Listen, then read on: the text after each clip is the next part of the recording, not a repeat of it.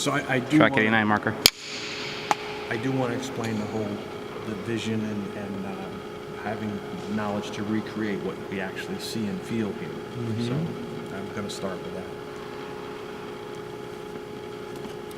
So we're here at Hartford City Hall, and it's a beautiful open building with a massive skylight that illuminates everything. Visually, our mind and our eyes tells us it's a very open and airy building with a lot of beautiful tonalities. The film, however, doesn't see that. The film sees some very dark pockets and some very bright columns. What we're going to do is we're going to tremendously compress contrast so that we come away with a negative that will produce kind of the feeling that we had in the building of this light, airy building. That's when you need to know how to control film to see what you felt.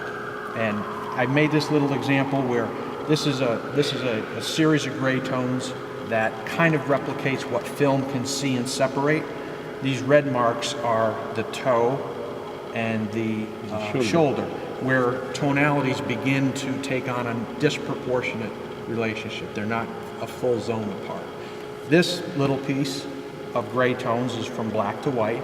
This more represents a piece of silver gelatin enlarging paper. So it now becomes our job to take these tonalities that we've captured and put them on a much smaller piece of paper, piece of media that doesn't produce as many gray tones as film can. That's what we're going to do here. So what we're going to do, we know from yesterday that film, if you don't get enough exposure at the bottom end of the film, in the darker areas of the film, there's nothing you can do in the printing process to capture that information. So we have to put these tonalities, these darker tones on the wall, much higher on the scale. Because we know through film development, we can greatly compress these numbers that go higher. But at the same time, there is a little compression here. A little, but nowhere near as much. These zones, let's take a numeric value. Zone 14, we're going to drop to zone 8. That's 6 stops. Zone 4 will drop to, let's say, zone 2.5. Okay? So you can see with that progression that if you compress and compact things greatly, you can then record all these tonalities and put it on a piece of silver paper that doesn't produce or record nearly as much as the piece of film does. And that's when we approach what the building really looks like to us. And that's very important. So what we're going to do is we're going to measure the deepest areas of shadow detail that we want shadow detail in, and then we're going to compare those values with the window that's bright. And we know that we can capture or bring back, retrieve that zone 14 density. We can bring that back to zone 6. So then it becomes a numerical relationship.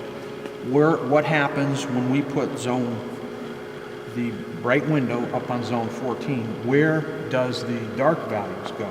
And in this case, the dark values went up to zone 7. So they're going to fall back to about 4.5. That's a beautiful, rich area of detail, and you're going to come away with a very beautiful photograph that if you did not have the knowledge of extreme compression, you would not be able to record in here. So this next exposure is going to be somewhere closer to 2.5 to 3 minutes. But then we're going to bring it back to the darkroom that we'll see later on. We're going to process this, and we're going to compress a tremendous amount of contrast. We're going to come away with a very flat-looking negative, which is very important to my process. And then we're going to turn around and we're going to print it with more print contrast than the theory, the classroom book would tell you, because what's going to happen is you're going to expand contrast in the low values at a much greater proportion than you will in the high values. And little things like the veins in the marble are going to benefit from that expansion of contrast. That's the key to my process. And Question? now the exposure for this should, which is Well, I want to remeter it, but I'm expecting it's going to be, I'm going to put, excuse me, so 12, an EV of 12 is going to go up to 14, which is 6 stops higher than zone 8. Okay? yeah. So the shadow value is up at about zone 6. So as I just... I understand now all you think. Okay. So the window... The shadows are so high, Yes. but with the compression go down, A little, not Yeah. nearly as much as the highlights. obviously. So you've compacted all this information on a piece of film. The compaction. Yes. So, and we're going to compact it even more than the textbook tells you, the 1.25 density. I want to compact it down to 0.95 to 0.10, because then, and that's the key to my process, then I print it with a more contrasty I understand now. print relationship. Okay. And where you see that benefit is in all the blocks where the mortar is. It's going to be exaggerated contrast. It gives you the sense of depth. You have a heightened interest in the photograph. It looks more tactile.